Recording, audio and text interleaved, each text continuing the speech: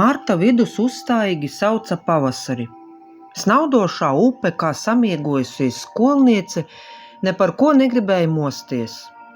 Jau sniegpulkstenīšu modinātāji cītīgi iezvanīja mošanās laiku. Uz dušosās upes muguras uzlēdās vārnu pulciņš. Vērojot šo skatu no augšas, tad veidotos izcils motīvs gleznai. Sudrabaini baltu līkloču līniju plūdums uz ilganīgā fona. Kā melni grafiski punkti, lēni kustējās vārnas. Saule arī nepagurusi piedalījās upes maģiskajā modināšanas rituālā. Tā sildīja ledus vāku, kā uz iesmu uzliktu zefīriņu rindu.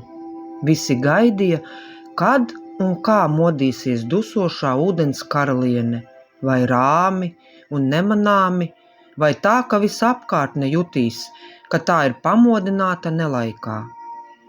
Beidzot, ledus sakustējās. Kā putnēns pāršķeļ savu olas čaumalu, tā dusošā ūdens straume salauza ledus kārtu. No lielākiem ledus gabaliem atdalījās mazāki.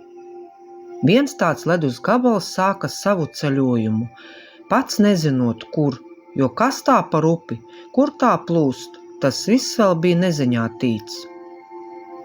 Ļaujoties straumei, ledus gabals kā atpūtnieks pludmalē rokas aiz galvas aizlicis, vērās debesu jumā. Dzidri zilas debesis. Likās, ka tās kāds ir nobirzis no ziemas pelēcīguma. Tāpat kā čaklākās saimnieces pirmajās saulainajās siltajās dienās ķeras pie logu spodrināšanas. Ledus gabals ieskatījās zilgmē vērīgāk. Tur aiz koku galvām parādījās trīsstūrim līdzīga forma, kura kā amēba kustējās. Vēl pa vidam kustību papildināja klaigāšana.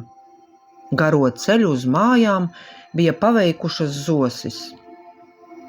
Meža ielokā ledus parādi vēroja koki, kuri jau arī sāk virināt savas acis pēc garās ziemas miega. Bērzu kalsnie pirksti bija izstiepti tāpat kā dāmu manikīra procedūrā. Gaišie koki gaidīja savu nagu meistaru – pavasari. Pirmais posms ir pumpuru uzbriešana, pēc kura seko to plaukšana. Pēc tam parādās maigi zaļās lapiņas. Tad bērzu rokas ir izsmalcinātā tonī. Šo krāšņumu ledus gabalam nebūs lemts redzēt. Tagad tik jāsamierinās ar bērzu melni balto kontrastu gan stumbru rakstā, gan zaru ritmā. Lēni slīdot kopā vēl ar citiem ledus brāļiem un māsām, skatam paveras akmeņains krasts. Saule to cītīgi ir noberzusi ar siltu švammi. Akmeņu muguras tagad izskatījās kā gan lielāki, gan mazāki bruņurupuči, kuriem ārā no zemes ir tikai krāšņās buras. Dažas bija no maigi brūnā, līdz brūnā saspēlē ar violeto. Mazākie akmeņi kā papildinājums vēl zem sniega dusošajām smiltīm silti dzeltenā tonī, kuram klāt piejaukts okers, silts zemes tonis starp dzeltenu un brūno. Tuvāk ūdens līnijai uz akmeņiem ēnu meta zaļais tonis. Upe sāka mest līkločus, tāpēc ledus gabaliem pašiem negribot nācās triekties viens otram virsū. Bija arī tādi, kuri it kā būtu apvainojušies par šādu kolektīvu rīcību. Izlēma, ka paliks krastā un tālo ceļu vairāk neveiks. Izlauzis savu tālāk ceļu, savu ceļojumu turpināja ledus gabals. Upes krastā pa vienai vien parādījās mājas, saimniecības ēkas. Daža bija taisnāku jumta muguru, cita kā reimatisma piemeklēta, jau bija sašķiebušies uz vienu vai otru pusi. Pie vienas mājas krastā stāvēja kungs, ļoti cienījamā vecumā, un raudzījās ledus gabalu parādē.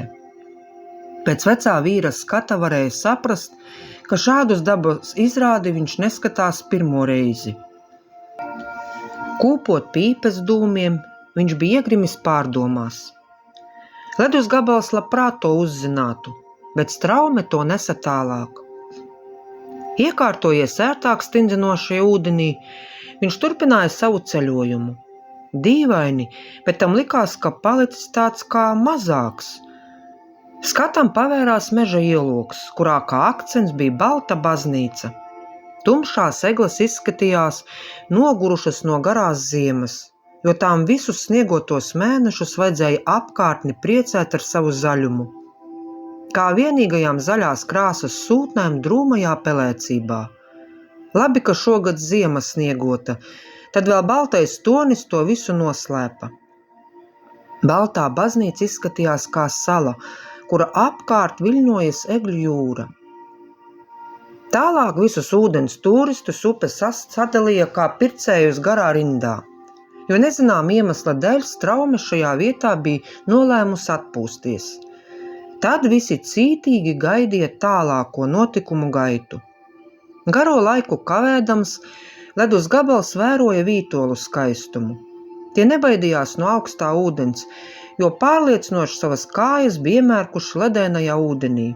Nokarenie zari kā jauniešiem dredi šūpojās vējā. Ieskatoties vērīgāk, to pelēk brūnajam tonim jau klāt jaucās zaļgani un gaiši brūnais.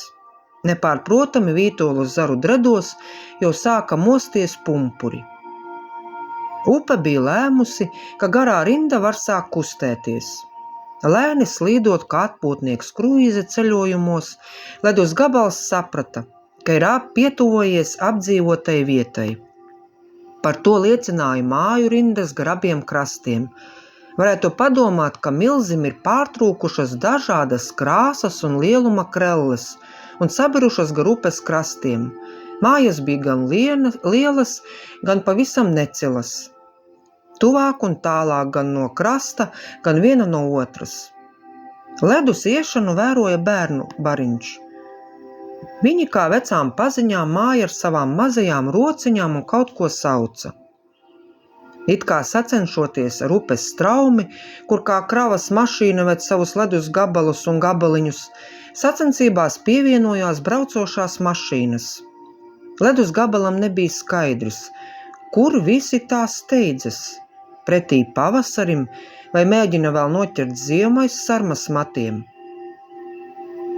Kā kāziniekus ledus saimi sagaidīja pilsētas vienīgais tilts. Vecs, savu mūžu it kā nokalpojis, bet tāpat vēl turēja uz saviem tilta kauliem braucošos un kājām ejošos. Ledus gabals sajūtās kā medicīnas profesors, kuram tas gods tiltu aplūkot no apakšas. Ledus gabals šajā jomā nebija speciālists, bet to arī varēja saprast jebkurš, jo arī šī tilta daļa pārliecinoši rādīja, cienījamais vecums ir klāt. Kopā ar pārējiem ceļotājiem aizrautīgi aplūkoja skaistu ainavu, arī cienījama vecuma pili un baznīcu. Kā divas draudzenes tās stāvēja katra savā ceļa pusē, senatnīgas, daudz ko pieredzējušas un lepnas, ka var nest atpazīstamību tuvākā un tālākā apkaimē. Niedru pudurī jau sāk iekārtos divi balti gulbi. Likās, ka viņa ar skatienu pavada nu jau baltumu zaudējušo ledus gabalu. Upe un šoseja varētu piedalīties kādā skolu projektā, kurā akcents ir ģeometrija. Izcils piemērs paralēlēm, kā divas māsas, viena otru negrib un nevar atstāt. Atkal parādījās māju komplekss, tikai šoreiz tās nebija kā milža pārtrūkušās krelles. Tās drīzāk līdzinājās kā kastes ar daudziem logiem. Viena pie otras, gluži kā bērni, kad ceļ savu sapņu mājas vai pilsētas no Lego klučiem. Ledus gabals nepārprotami tagad juta, ka nu jau ir uz pusi mazāks palicis kā ceļojuma sākumā. Saule un ūdens to bija kāri nolaizījuši, kā uzticams suns savam saimniekam roku. Pilsētas ainavu nomainīja lazdu rinda. Tās kā skaistuma konkursā bija sastājušās viena pie otras. Katra dalībniece bija ietinusies sārtā plīvurā. Ledus gabals saprata, ka straume pierimst un slīdējums palēlinās. No ledus gabala bija palikusi labie 3. daļa. Saule to pašu vēl skrubināja kā garlaikota meitene kafejnīcā pie smilšu kūciņas. Pa gabaliņam, pa drupatai. No ledus gabala bija palikuši tikai necili ledus gabaliņi, kurus ūdens lēni izkausēja, līdz nekas vairs neliecināja, ka ceļojuma sākumā bija paliels ceļotājs. Ceļotājs, kurš pieredzēja visu to pavasara burvību, kuru braucošie, kājām skrienošie, steidzīgie nepamana. Skaistums ir tepat, jāprot to tikai saskatīt. Skaistums, kurš neprasa ieejas biļeti, kurš neuzstāda kādus noteikumus, nesteidzina, ļauj lēni to baudīt. Šo stāstu sacerēja un ierunāja Dace Veikša.